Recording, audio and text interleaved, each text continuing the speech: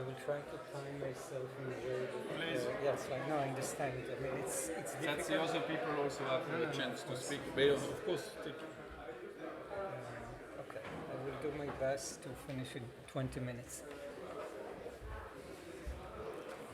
And we have 1 hour. So yes, 1 hour because we are only 4 of us, so only 3 debaters. Okay, please take your seat to try to finish the session of the day, which is the title of the conference, The End of Abundance. And I'm very pleased to have Henri de Grossouvre who will be sharing the session. Henri is the head of Foresight analysis at SUEZ Group. Henri, thank you for joining, and I look forward to the session. Thank you. Thank you very much, Mark, for inviting me. I'm working for SUEZ, which is a French group, world leader in environment services. And we are very happy to welcome you to this session, which is more or less the heart of the day, since it's a very topic of this day. We will go if we agreed that we will start from the general. We are very tremendously happy that Professor Oded Galor crossed the Atlantic to be with us. You know, Professor Galor is the founder of the Unified Growth Theory, and he just published a book, The Journey of Humanity, The Origin of Growth and Equality. And this book, Mark asked me to announce that this book will be available tomorrow, and I'm sure you will sign it for us, and there is a long queue for this distribution. So, as I said, we will go from the general. I had the pleasure to sit next to Oded Galor during the lunch with our colleagues Massimiliano. And I asked him, Professor Galor will speak from a historical perspective. I asked him, thinking that he will so his perspective, it's the history of stagnation to growth from the human history, from perspective of the historian perspective and macroeconomic perspective of the human history. So I asked him if he starts at the Neolithic, which I think he would be thinking he probably start at the Middle Ages. He said, no, I start with Homo sapiens. So it will be really a step backward, which is what we need today to understand what's going on. After Professor Galor, we will have Massimiliano Castelli, who will address the subject of deglobalization, a subject that's been actually is transversal to all the roundtables. Massimiliano used to be an academic as well, also professor of economics, and is currently managing director of UBS Asset Management. And we will have to finish this session, Myriam Maestroni, from a private sector perspective. Myriam was a CEO is an energy expert and was a CEO of different energy companies, Primagaz, Économie d'énergie. And she knows the founder of a company, and she's rethinking the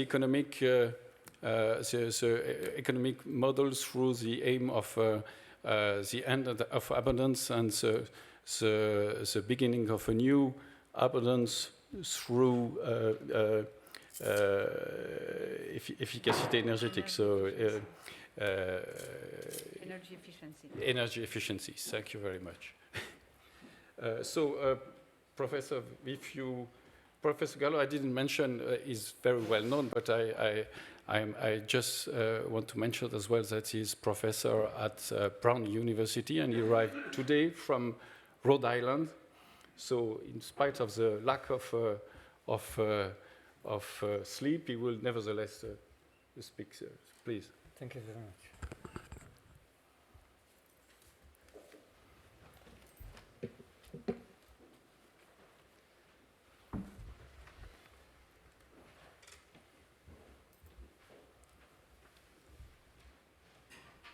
Okay, thank you very much. I'm delighted to be here and to share with you some of the insights that I generated in the past few decades of research.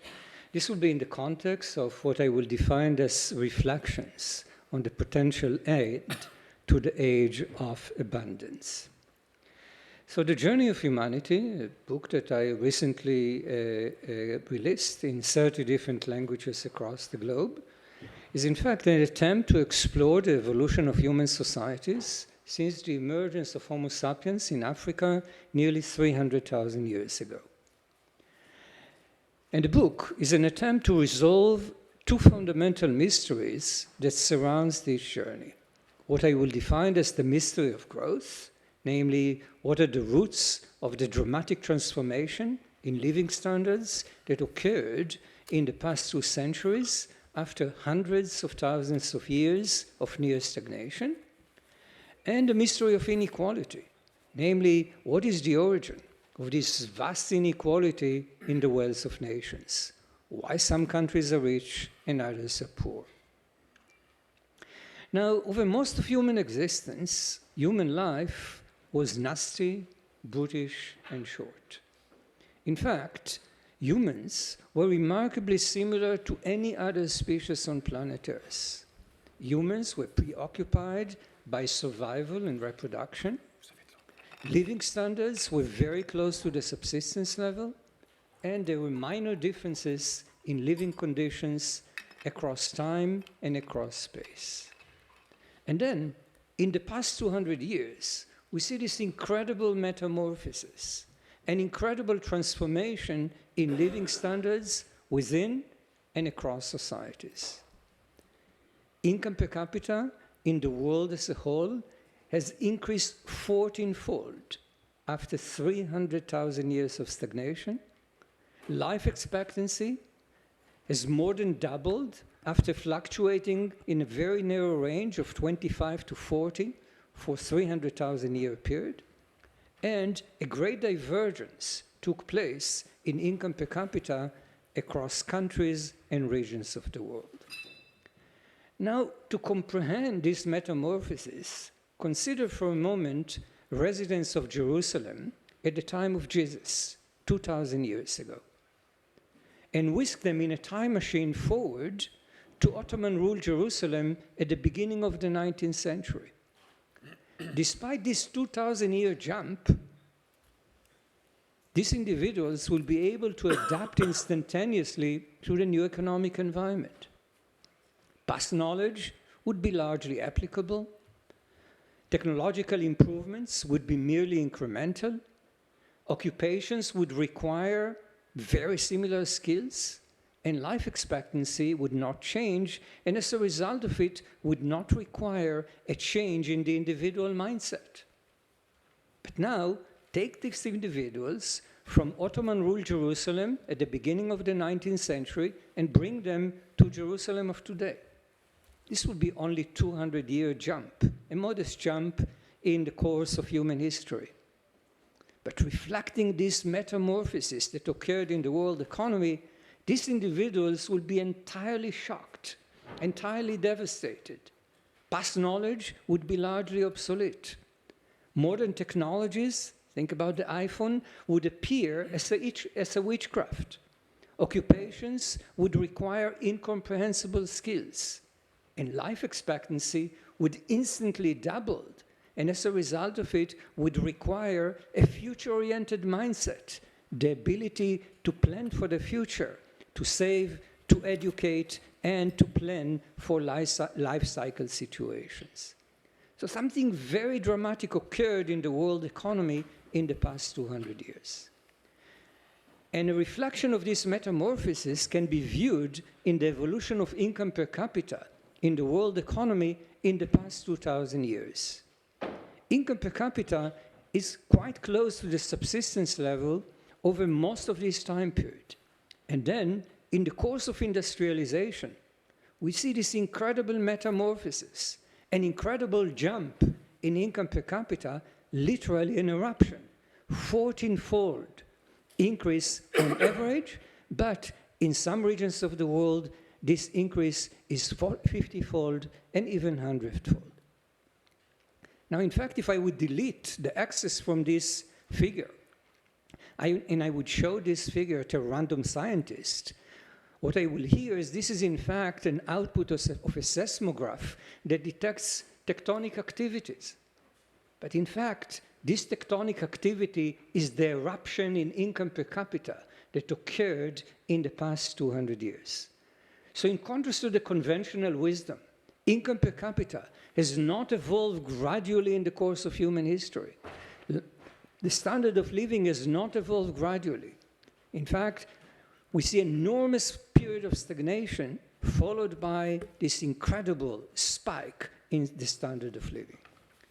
But interestingly enough, this takeoff is not occurring at the same time period across the globe.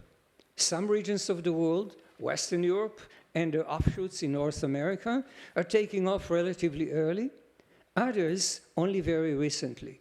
And since this takeoff is associated with this dramatic 14-fold increase on average, an enormous divergence is occurring in the world economy in the past 200 years. So if you ask yourself, what are the roots of inequality today? If you view the world in the year 1800, inequality was negligible in the year 1800. Much of the inequality is emerging due to this differential timing in the transition from stagnation to growth. So the resolution of these two fundamental mysteries naturally would provide very important insights about the design of policies that could mitigate inequality across the globe. But naturally, they will require the identification of the forces that permitted the transition from stagnation to growth in general, the origin of this differential timing across the globe, and the role of historical and prehistorical forces in this differential transition. So when we think about the process of development as a whole, given the fact that it appears that much of the inequality as we see it across the globe today is originated in the distant past, it's very important to understand how humanity evolved in the past 300,000 years. So humanity is emerging in East Africa nearly 300,000 years ago. And till the eve of industrialization, 99.9% of human existence, humanity is in a state of Malthusian stagnation. This is a fascinating period of dualism. On the one hand, stagnation in living standards, but on the other hand, dynamism in the context of technology, population, and human adaptation. The size of the human population between the eve of the agricultural revolution and the midst of industrialization is increasing 400-fold. And naturally, technology is evolving from stone tool technologies 300,000 years ago to steam engine technology in the eve of industrialization. And it is this dynamism that ultimately frees the world economy from the Malthusian trap, free the growth process from this counterbalancing effect of population, permits the world to take off into the post-Malthusian regime, and then, in the aftermath of the demographic transition, permits the world to move into the modern growth regime. So if we think about the wheels of change that governs the journey of humanity, during the Malthusian epoch, 99.9% of human existence, the size of the human population and the composition of the human population affected technological progress. More people, more innovators, more adaptable people, more technological progress. But at the same time, technological progress affected the size of the human population. More resources supported more people. And this positive feedback loop operated throughout human history. More technologies, more advanced technologies, greater population, and one is reinforcing another. And ultimately, in the course of these 300,000 years of iterations, technological progress in the world economy is accelerating up to a point in which a critical tipping point is being reached. And when this critical tipping point is being reached, individuals must start to invest in the education of their children so as to permit them to cope with this rapidly changing technological environment. The environment is changing so rapidly that education becomes necessary to cope with these changes. Human capital formation is naturally not a free lunch. Individuals are poor, they have to economize on an element of their budget constraint, which is in fact the number of children. So what we see during this time period is an enormous decline in fertility, say in England in the course of the 1870s, and the growth process is freed from the counterbalancing effect of population. And consequently, the Holy Triangle, technological progress, human capital formation, and the decline in population growth are contributing to the journey towards the sustained growth regime. So when you think about the wheels of change, as I said, the wheels of change are population size, population composition, and technological progress. They are operating relentlessly in the course of human history, initially very, very slowly. The size of the human population is small, technological progress is very rudimentary, but ultimately the pace increases. There is growing demand for human capital, but not sufficient so as to cause human capital formation. But ultimately, a tipping point is being reached, and consequently, we see this phase transition. Fertility decline, and the growth process is free from the counterbalancing effect of population, and the world is sailing into the modern growth regime. Now, in order to understand this properly, let me consider for a moment the following metaphor. And think about another phase transition that you're all familiar with, which is the transition from water to gas. As you heat water in a tea kettle, when temperature is reaching a certain level, we see the transition from water to gas. The same occurred in the course of human history. The process of technological progress accelerated over time, but did not reach a tipping point for a long period of time, for 300,000-year period. Once this tipping point was reached, then we see this demographic transition, the Malthusian equilibrium vanishes, and the world is transitioned into the modern growth regime. Now, in the context of this conference, and in the context of this particular session, the question is whether the march of humanity is in fact stoppable. So thus far, if you think about the journey of humanity till today, it appears that the march of humanity is unstoppable. Think about events, major shattering events in the course of human history. Think about World War I, World War II, the Great Depression, the Spanish flu, COVID-19. They have devastating effects on the human population. They are generating enormous economic catastrophes, and in addition, they affect the globalization that we are concerned about at the moment. But nevertheless, this devastation is a short-run devastation only. Naturally, the population that are living this period are not recovering from this. But ultimately, humanity as a whole, the grand arc of human development is unchanged. And in this respect, living standards are basically recovering swiftly from any of these catastrophes, and the world economy is really unaffected by this type of crisis. Now, we are all concerned these days about two major events. We are concerned about the Russian-Ukraine war and its impact. First, the atrocities that are associated with this war, but its impact on the world economy.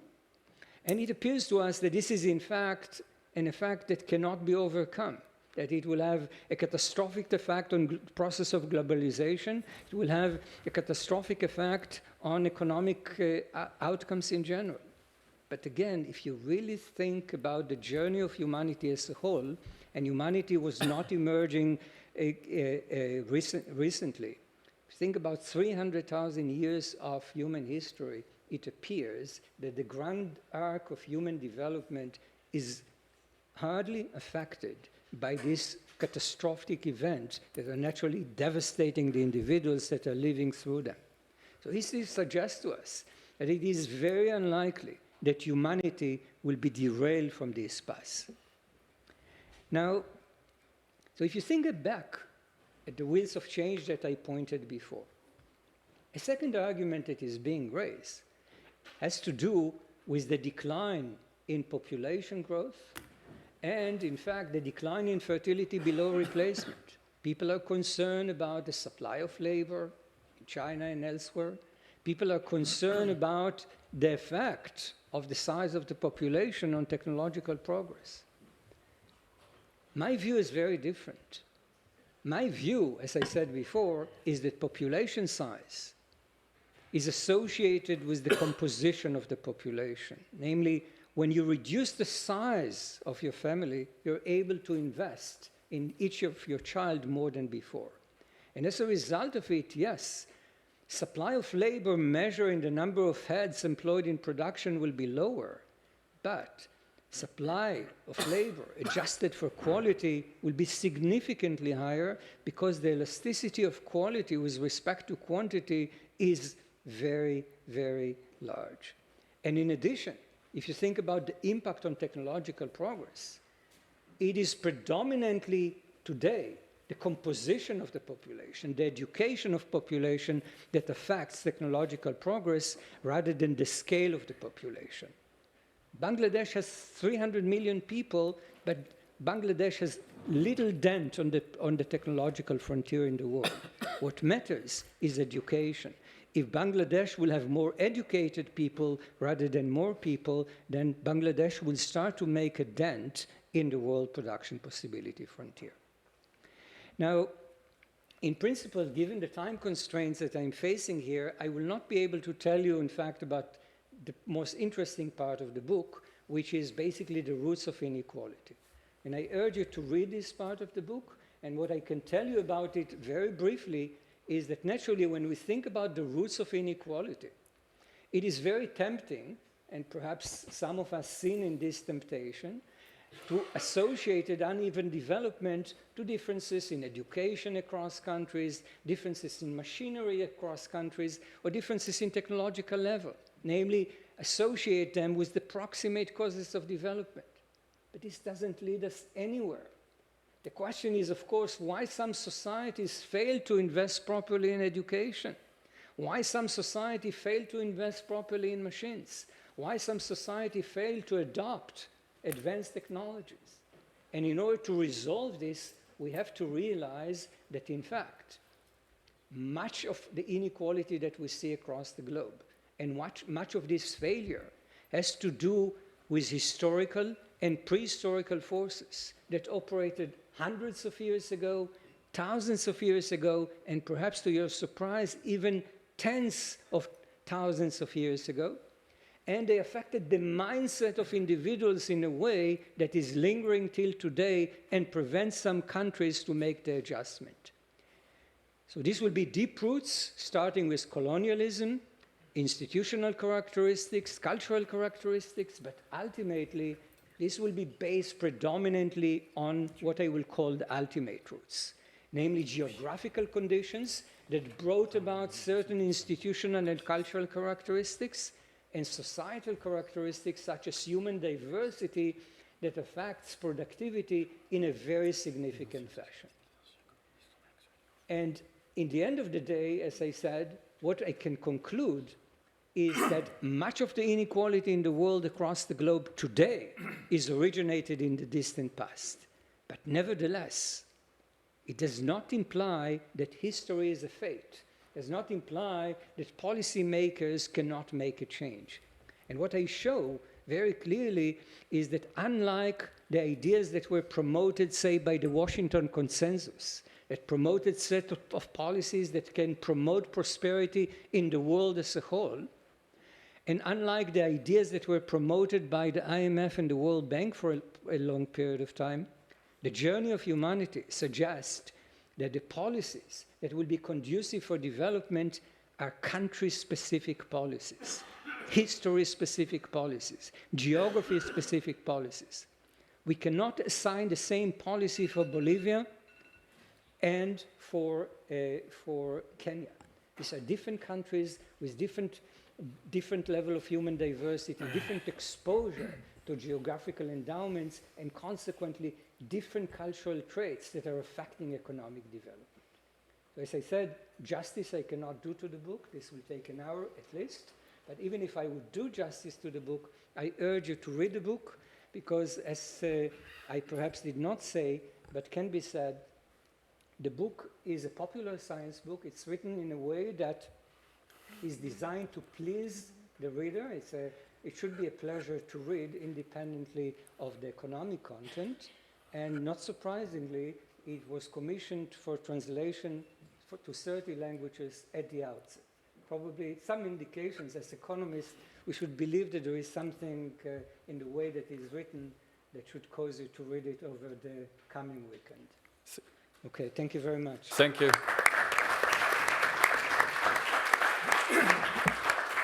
So thank you very much for this extraordinary perspective overview of the history of humanity through growth.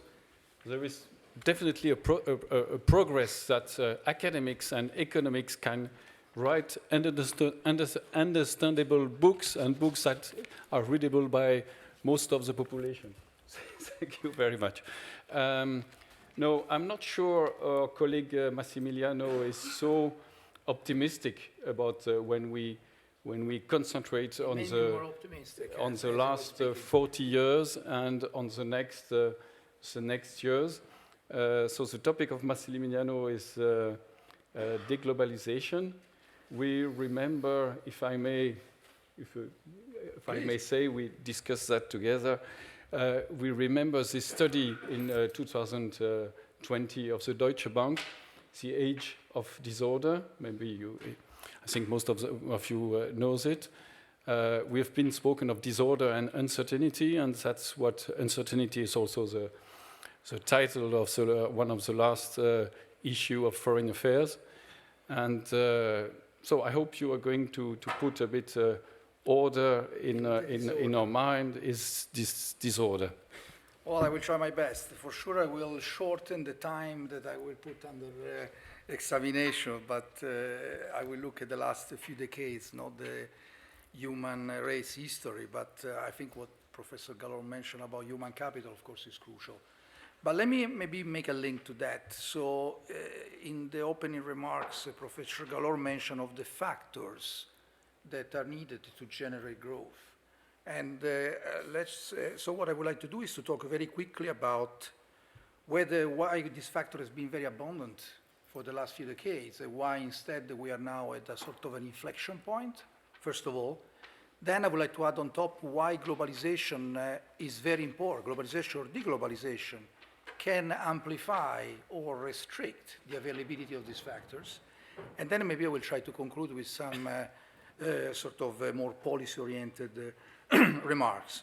So these factors are very well known. We are talking about labor. We are talking about capital. I would include as well energy, of course, which has been debated in the previous panel very much. And, of course, technology, which is a mix of different things. It's a technological development, but as well, for instance, the use of data, particularly as we move in the digital era. So let's analyze quickly what's happening across this factor at a global level. So the first one is demographics. And if you look at the data, what always strikes me is to look at the working age population dynamics of China. And actually, the working age population of China has already been falling for a few years' time and is set to accelerate. Then if you look at over emerging market, you have a similar phenomenon with different intensity, of course. Even in certain countries, like, for instance, African countries, which are always mentioned as the one where the demographic dividend is still available, are actually shrinking very fast.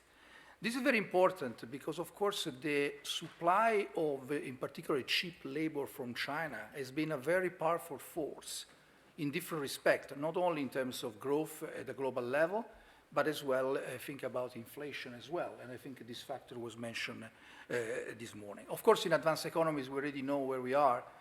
Japan, Europe are already aging for quite a while, and we know that we suffer from a shrinking labor market. And let me add as well some recent developments. Sometimes they call it the great resignation. There is something going on in the labor market. There are a lot of people, particularly in the age near retirement, that have anticipated the retirement probably as a result of COVID and the recent policy of restriction which have been imposed, which provide further impetus to this trend and create a lot of headache for instance, central bankers trying to explain why labor market dynamics are not helping in terms of putting inflation expectation under control. Then if I move to energy, I will be very brief because honestly I've been debated so much this morning, but there is no doubt that we have here three factors which are coming together. The first one is a classic economic textbook phenomenon. When you move from a period of massive investment in production and massive increase in supply, normally you have a situation where you face a lower investment. Now we are facing the backlash of that. We had very low investments in the last few years in fossil fuel, and now that suddenly we found a need of this fossil fuel, we have a problem, and we have some tight supply. At the same time, this phenomenon has been enhanced by, of course, the whole question of climate change and energy transition, which has probably put a further brake to investment in energy fossil fuel. I can see the rationale of moving quickly towards renewable, but I think we all agree that it will take a lot of time for renewable to eventually replace fossil fuel and giving a significant boost to the energy supply. So this points to still a supply, tight energy market, and most importantly, higher energy price, at least over the next few years. Then if we move to the capital, and this, here there are multiple aspects which deserve attention about basically the availability of capital, particularly in the face of the challenge that we face. We all know that you need quite a significant amount of investment to tackle climate change. So this capital will have to be provided across the global economy. We also have a problem of productivity growth, which has been very, very low over the last few decades. In order to boost productivity, you need more investments in technology, in education, human capital. All this capital has to be provided. Now, instead, if you look at where we are at the moment, we live in a very different world from what used to be the one until just a few years back. First of all, the question of course, monetary policy, so liquidity and yields. So we come from a period of exceptional increase in global liquidity. We had abundant liquidity everywhere. This is true for the financial sector, but I think it's true for any type of economic activity which has not really had any constraint in terms of having access to liquidity. Instead, what we are witnessing now is a gradual withdrawal of this liquidity. We know about the QE and then now, of course, the QT. But I think what is also very important is the fact that the central banks will not be able to provide that boost to liquidity that came every time there has been a stress in the system. It was the case in 2008, has been the case during COVID, has been the case, it's been a little bit different during the Ukrainian war because, of course, central banks are constrained by inflation in terms of the additional amount of liquidity that they can inject into the system. Now, and then there are some additional factors which are actually even more deep and less, I would say, less related to the monetary policy of central banks. First of all, we have the peace dividend, which we enjoyed over the last few decades, is gone. I was discussing in another panel, in another event, about the amount of military equipment that Europe can count in, and I was reading that some countries can have, they have 12 military trucks available for immediate use. We are going probably to see a diversion of funds towards the military expenditure, and this will inevitably take away resources, particularly from the public sector versus more productive type of investment. Then there is an additional element, which is something that it almost disappeared from the debate. You will remember the whole story of the saving glut. So the massive amount of creation of wealth and accumulation of wealth, which was a feature of the previous growth model. Emerging markets were controlling exchange rate, in particular, we're weakening exchange rate to have more competitiveness. Now we're seeing a reversal of that trend, because actually many emerging markets actually favor strong currency, because strong currency help a lot to control inflation in their respective economies.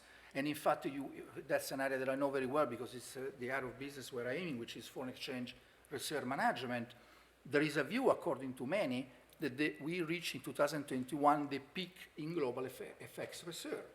And this means there will be much less saving coming from emerging market being channeled into advanced economy, something that in the past contributed a lot to reduce the cost of capital, because long-term interest rates have been depressed and they've been kept low. If this factor will move away, together with the tight monetary policy of central banks, it's very likely that we are going to have higher yields going forward.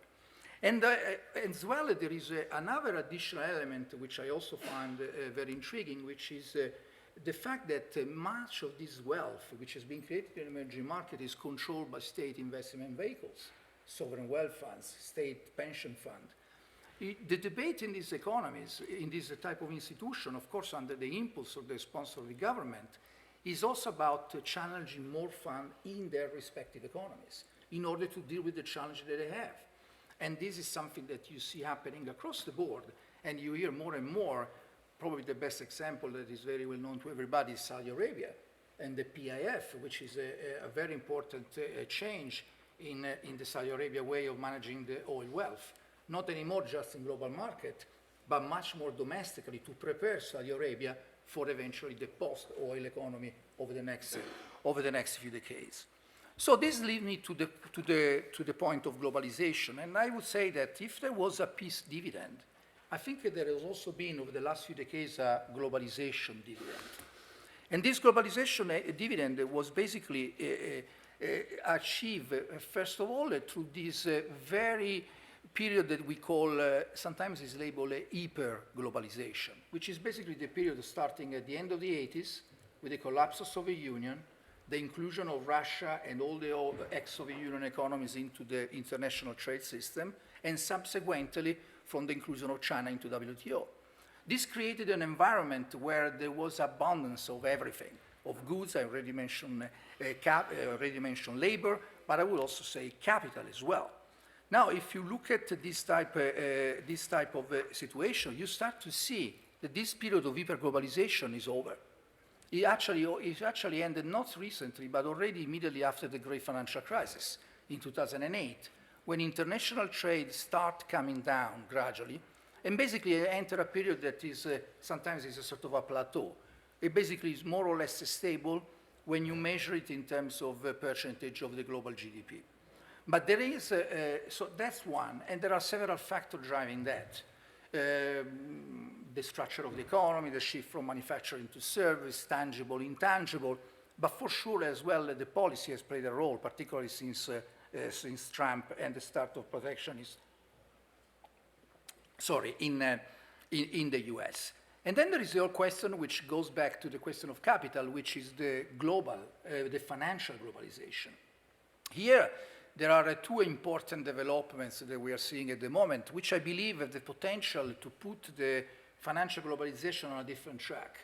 The first one is the so-called weaponization of the financial sector. Sanction against the Central Bank of Russia. Is it true that it's not the first time that a central bank is sanctioned? We have historical cases, particularly, for instance, in Africa. But for sure, it is the first time that a major institution with a major standing in global markets, like the Central Bank of Russia, is sanctioned directly. And I remember that in our conference that we do every year in Switzerland, which is very much focused on FX reserve management, we really put this topic under the radar screen, and we survey central banks around the world. And we ask them, do you think that this will change the way countries look at financial exchange reserve? And although there was a lot of different, let's say, degree of sensitivity to this issue, for sure this is having an impact, because many countries are rethinking about how to accumulate wealth for rainy days, because if I know that there is someone out there who can target that wealth, well, I have to think about a plan B in case that happens. And that was not the case for foreign exchange reserve until these sanctions were imposed on the Russian institution.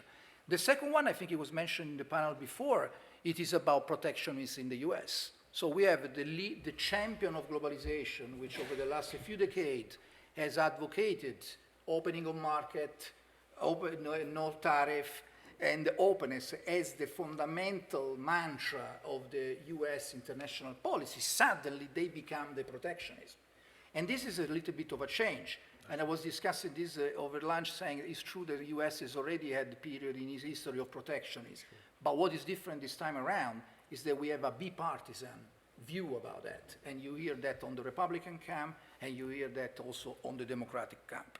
So the conclusion on globalization, before I go to the last point, is that it is very difficult to really make the case for a fully fledged deglobalization or a sort of a new Cold War, but actually it's probably for what is for sure is that we are going to move into a more fragmented world where you are going to have much more sand in the sort of mechanism which move capital, labor, and I would say as well data and sort of digital asset across border. I don't need to mention the case of the US targeting openly the Chinese technological sector with the clear objective to stop China for catching up in technology with the US going forward. So this leads to me to the last point, which is a little bit also linked to the dialogue of continents. Because if I look at, basically the question that I ask myself, is this scenario unavoidable? Are we going gradually and shifting slowly? Because I don't think this is a phenomenon which will unfold in a few quarters, but will take maybe even a decade to unfold towards this new world, more fragmented, where there are a lot of protection across border, or not? Well, I think it is not. I mean, I think it is not unavoidable. And what would be required for such a scenario eventually tilting towards something different?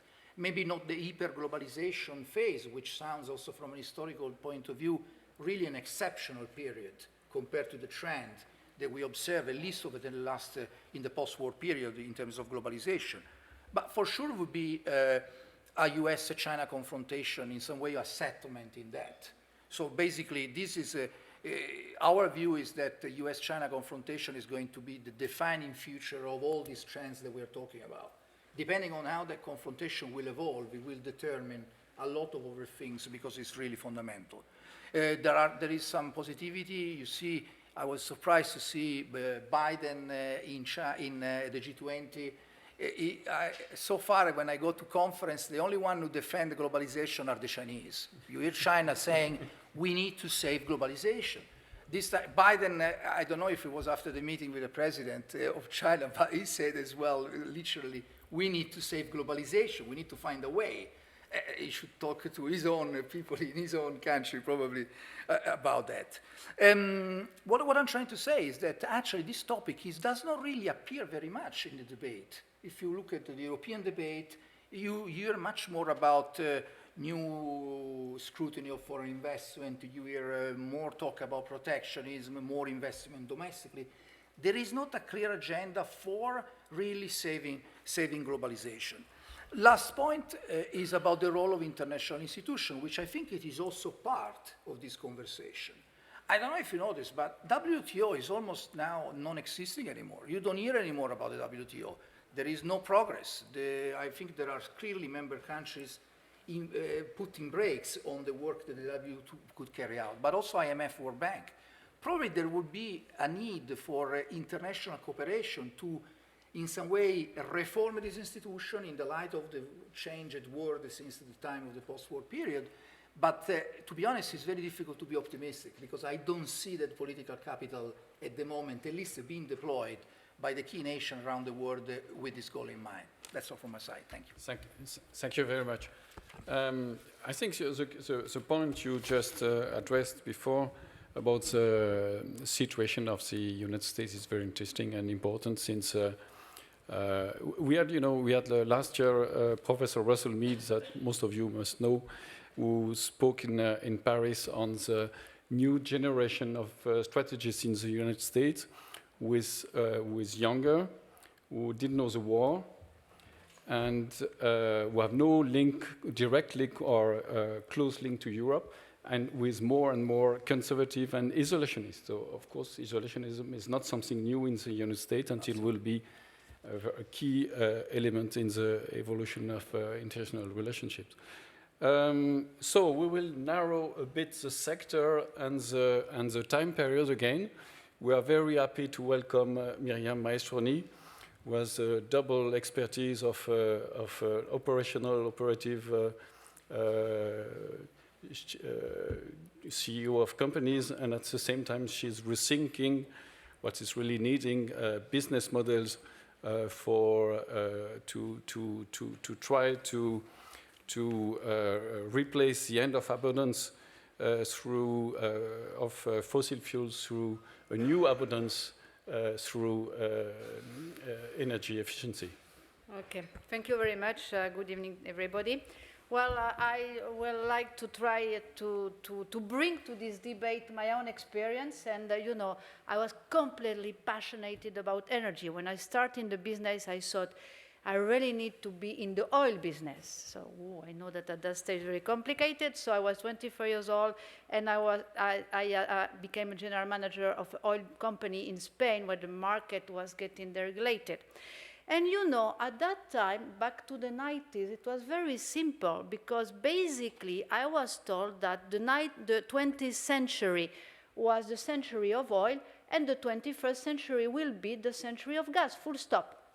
And I was living with that, and I was really thinking that my roadmap was first to be in the oil business, and then basically I changed and became a CEO in LPG business, which is not exactly natural gas. You know, we used to say that LPG business, butane and propane are the gas where there is no network of natural gas.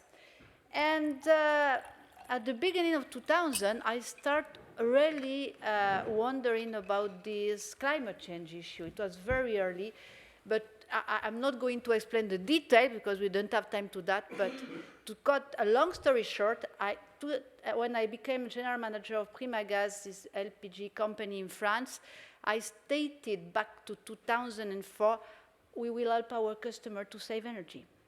And I can tell you that today is very, very basic assumption. But back to 2004, being a woman in a business where there's not so many women, when you said something like that, it was like a big shock for everybody. And I did that because I realized that our offer was not adapted any longer to the customer, and that we basically, as energy supplier, we are paying attention to the supply chain, which is obviously, we have many examples of that today. We are paying attention to supply chain, but not to customer intimacy. So it means that basically all of us, including you, my friends, were just able to pay our invoices. So that allowed me, I went to Harvard, I take a model from that, I adapted it to the energy business specifically. And in 2011, I decided to start my own company called Économie d'énergie, cannot be more simple. Basically, it means an energy efficiency company. And this company had a big growth because I started that up with 8 people. Coming from a company at Primagaz where we have 600 million euro turnover, 1,200 people, and Économie d'énergie, we started with 8 people at the beginning and from scratch, so basically turnover 0. In 9 years, with very different business models, we came to 350 people, and from 0 to 150 million euro. And I sold the company 2 years ago, and at the same time, I also founded a foundation called E5T that I'm representing today. E5T stands for Energy Efficiency, Environment, Economy, and Territories, and is where over years we organize big events specifically dedicated to these topics. And I now have seen over the 10 past year, 11 past year, like more than 1,000 experts. So. All that to say that climate change issue is much faster and much concerning, far more concerning than what we believe it would be. Back to 2004, and nobody thought that things were going to change so fast and so drastically. But now we came to, and actually I was taught that basically the end of abundance will be fully relying on the oil peak and the gas peak, basically. And we came to a situation where now, and that's the crazy part of the story, we didn't came to the end of abundance in general. We came to the end of abundance of fossil fuel, not because we are missing fossil fuel, but just because we reached the CO2 peak, or almost reached the CO2 peak. Why is it like that? Because, and I think that Professor Galor explained that very well, from 1850 to 2020, we emit in the atmosphere 2,400, sorry for that, gigatons of CO2. And it has been shown from scientists all over the world that when we reach 3,300 gigatons, the warming is bigger than 1.5 grades. So what it means, basically, we are by now emitting 40 gigatons per year.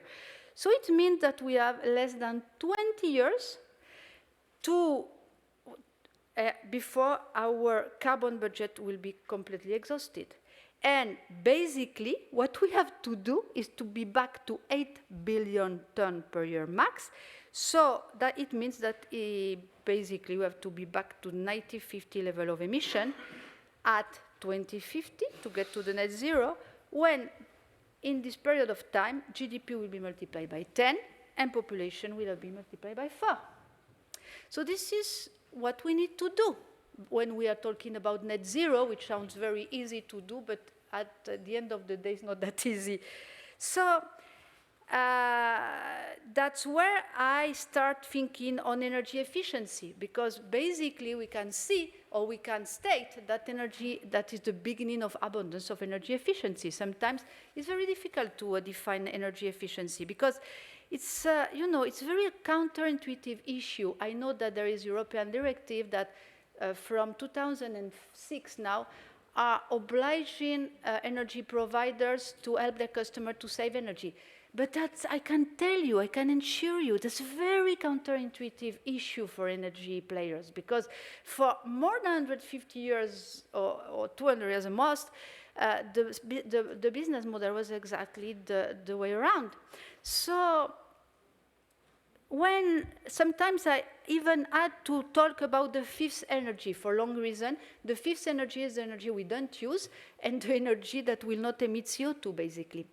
And, in this current time, it's very so counterintuitive on the top of being against what we used to do, is because it's very difficult to make money out something we're not going to use. Very difficult.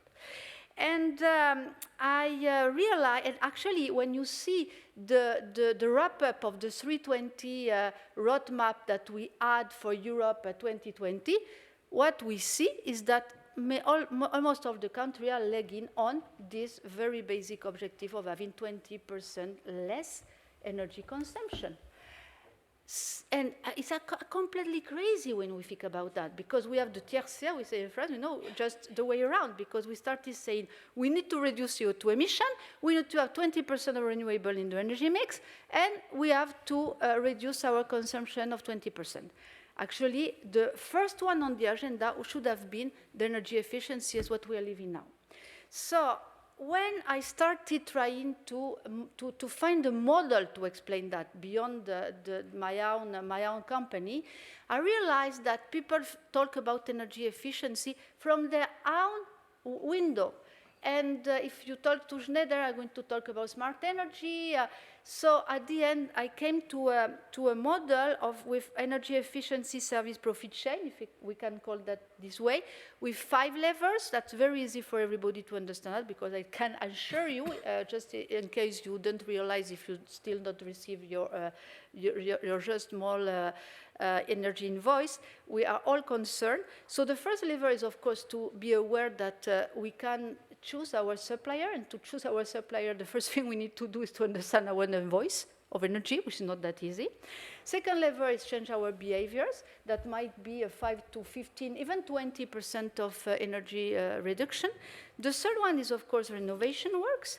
And we have 100 million houses in Europe over-consuming 9 times more, 7 to 9 times more than what would use what we consume a house built with new standards of buildings.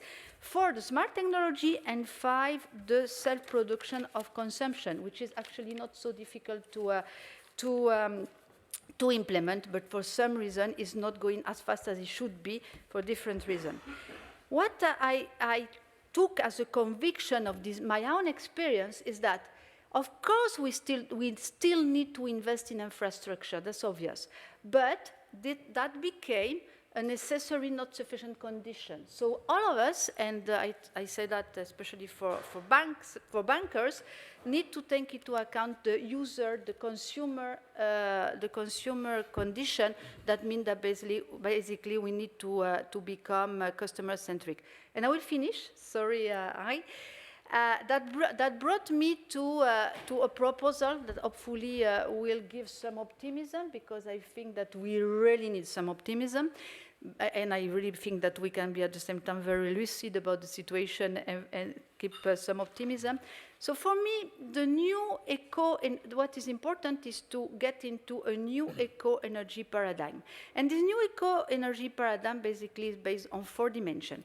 The first dimension is that for the first time in the history, and it started 10 years ago already, we can imagine to decouple the GDP growth, so decoupling of GDP growth from increasing use of fossil energy and CO2 emitting energy. And we have different means for that, and I'm not going to get into all the detail of that, but we have the means and we have the companies to do that. The second dimension is, of course, to promote more than ever circular and regenerative economy, which is a must. The third one is the local dimension, because in every single local place, we might have specificity, and one of the issues will be the global governance of this local level, where everybody is taking initiative at a local level. And the 4th dimension will be, of course, innovation everywhere. And I can tell you, there are plenty of company, or all kind of size company, plenty of initiative that makes me quite optimistic. However, today, the governance we have of this innovation doesn't allow to see all of them, and doesn't allow to monitor how this innovation will be part of the solution. And finally, I will my last words would be about our last initiative in the 5.2 Think Education Tank, which is the 100 leader for the planet, because I do believe that it's very important to educate not only young people, all of us, because things are changing so fast that even people working on that on a daily basis are most of the time lagging on what's going on and all the change happening everywhere. Thank you. Thank you very much. Just maybe, Mark, do you think we have a couple of minutes to open up before you, while you were thinking of your remarks or question? I just wanted to make a commentary. It's very interesting what you've been developing, because it's we have very similar evolution of the business model in our sector, in our environment sector.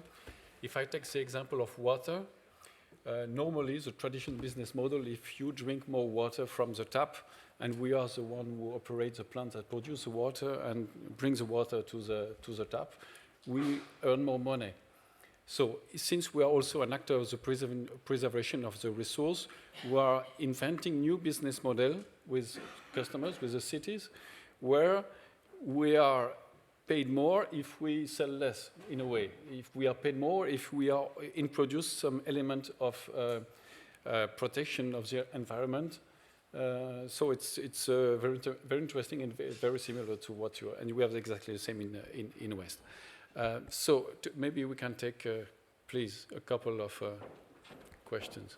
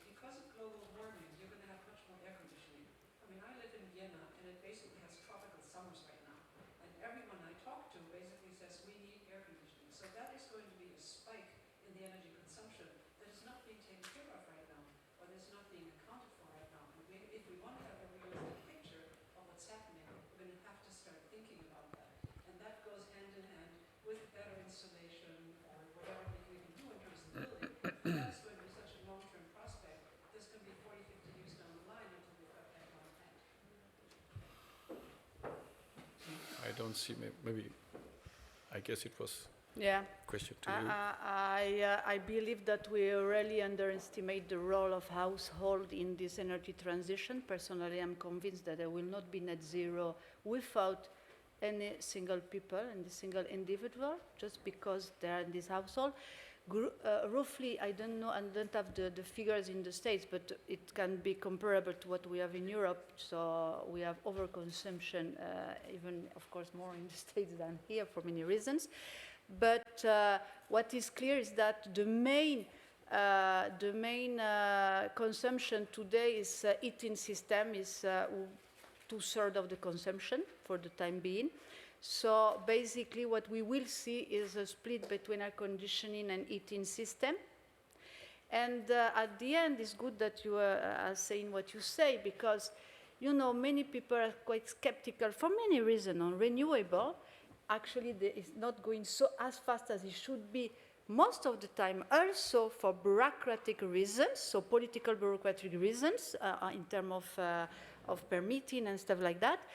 But of course, it's a hope for renewable individual use of renewable energy, thermal of PV energy, because one of the issues of renewable is that normally we state that we are producing energy when we don't need it, especially with the sun. But because of the air conditioning, it will also evolve in the way we are consuming. And on the other hand, what is an important issue today is, of course, the lack of skilled manpower to renew and to renovate and to do all the energy efficiency renovation works we need to be done in all the houses, which is still not solved. When we are in the middle of nowhere, maybe because of this war, that suddenly did that we don't have any other option than energy efficiency. My personal regret is that we are putting a lot of pressure on people, but we have quite a lack of explanation, and we have basic means missing in the equation. There are also questions? Everybody has worked too much. So I guess, please.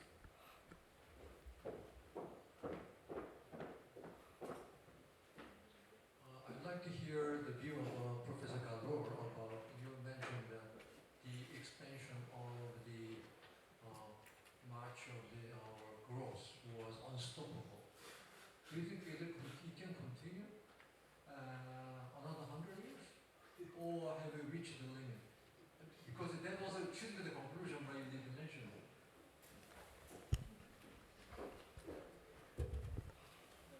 Right. So there was a long debate about the limits for growth, right? And there were many proponents of the idea that, in fact, we are about to hit the wall. And in fact, this debate emerged many decades ago, and it was partly surrounding the idea that perhaps agricultural production cannot sustain life on planet Earth, that human population is growing exponentially, food production arithmetically, multiple type of ideas, and as a result of it, humanity is doomed to live in poverty. But ultimately, we saw the Green Revolution that ultimately turned many societies, including India, into self-sufficient in food production. Now, what is unique about technologies is that we cannot envision technologies that will be developed 10 years from now, 20 years from now, or 30 years from now. But what we learn from human history is that, in fact, when humanity is in need for certain type of technologies, human ingenuity is there to generate these technologies. And this appeared first in the course of the Neolithic Revolution 12,000 years ago. Humanity expanded to any corner of planet Earth. Hunter and gatherer tribes started to bang into one another and were facing near extinction. And what humanity did instead is basically discovering agriculture, namely discovering how to domesticate plants and animals and how to extract from each acre of land 100 times more than hunter-gatherers were able to do. So again, when I think about the future, I have great confidence in human ingenuity. And I think human ingenuity will be there. I cannot specify the technologies, as people 20 years ago, 40 years ago could not envision the technologies that we use at the moment.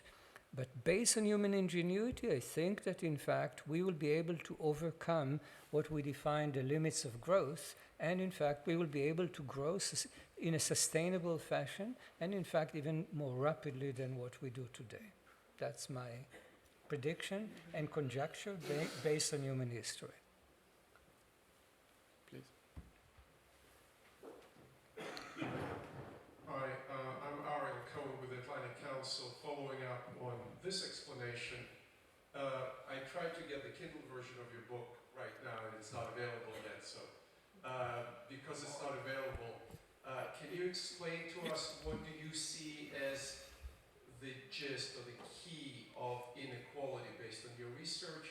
And also, when you talk about country-specific policies, would education, how would education, encouraging education, make it more accessible, including in emerging markets? How would that influence the type of technological evolution you're talking about? Thank you. So first I will need a clarification. Are you referring to inequality within a nation or inequality across nations?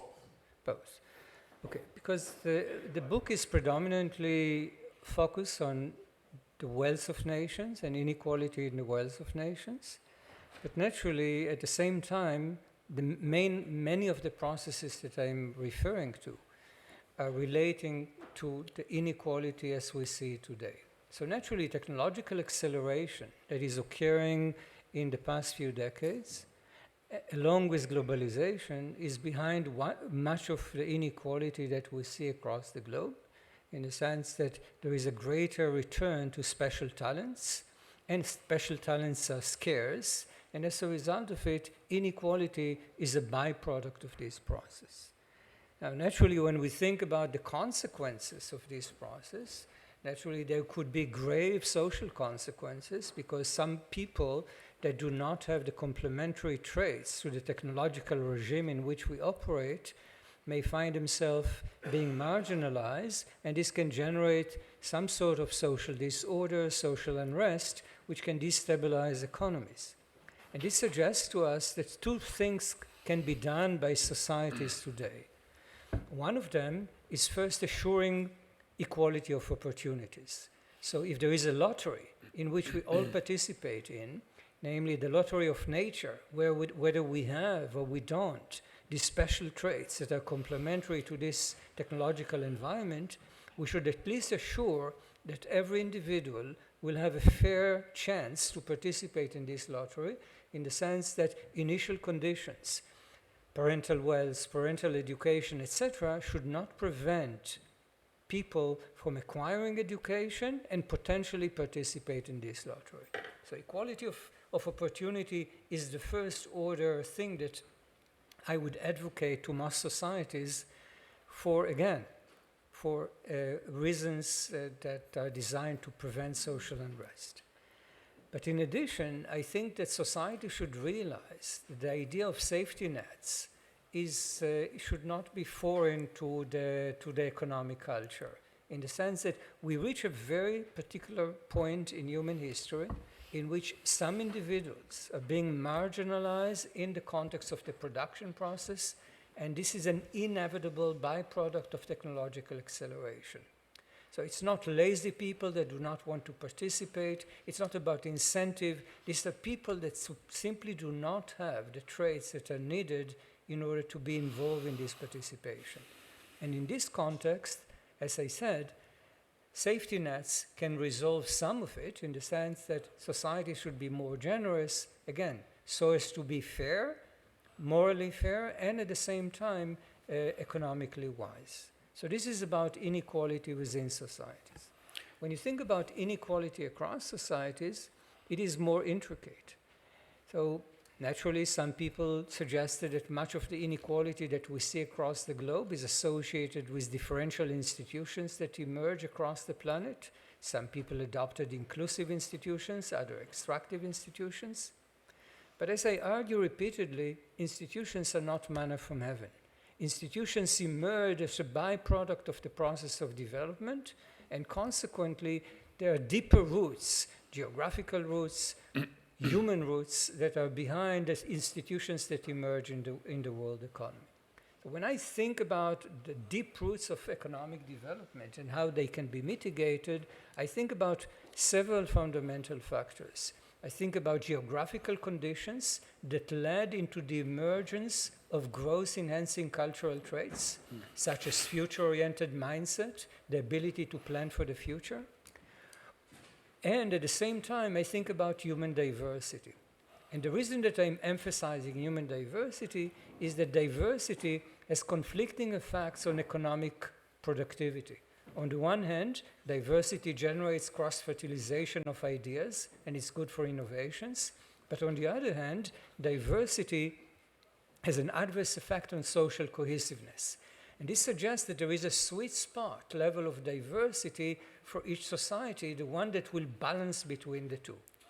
And what we see in the course of human history is that this sweet spot initially was associated with countries that are not necessarily associated with the notion of diversity. Societies such as China, Japan, and Korea. And why is it so? This was the Middle Ages. Innovations were not very important. Social cohesiveness was very important. And this was the societies that were balancing properly the two. But as we move into the modern world, research shows that, in fact, the society that has the optimal level of diversity, the level of diversity that is conducive for productivity, is the United States, that is naturally significantly more diverse than this South Asian economy. And this suggests to us that due to the fact that technological progress accelerated in the course of human history, we reach a point in which diversity becomes more and more important. And consequently, part of the education policies that I'm alluding to are education policies that will mitigate the cost of diversity, namely will foster tolerance, will foster respect for other ethnic groups and other type of culture.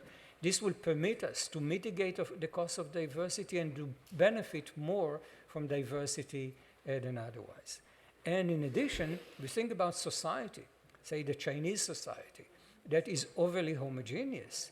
Then in this type of societies, I'm not necessarily suggesting migration, because migration, again, has consequences for social cohesiveness, and the gain from migration may take several decades to materialize.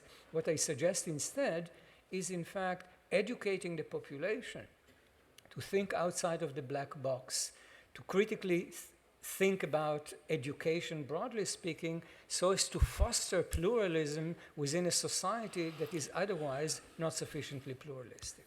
So I think this is a perfect conclusion. Mark nods, so we thank you again to our eminent debaters. And see you later.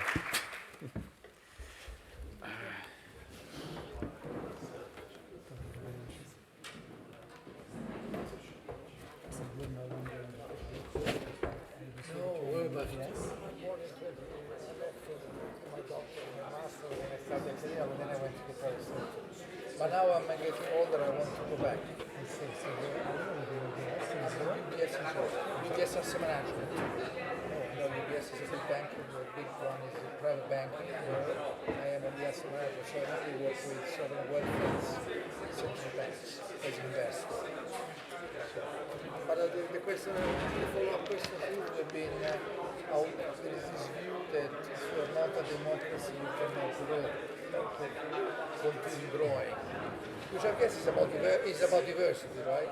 Would you agree on that? I think that I agree. You see that in a country like China, they hit a point where without opening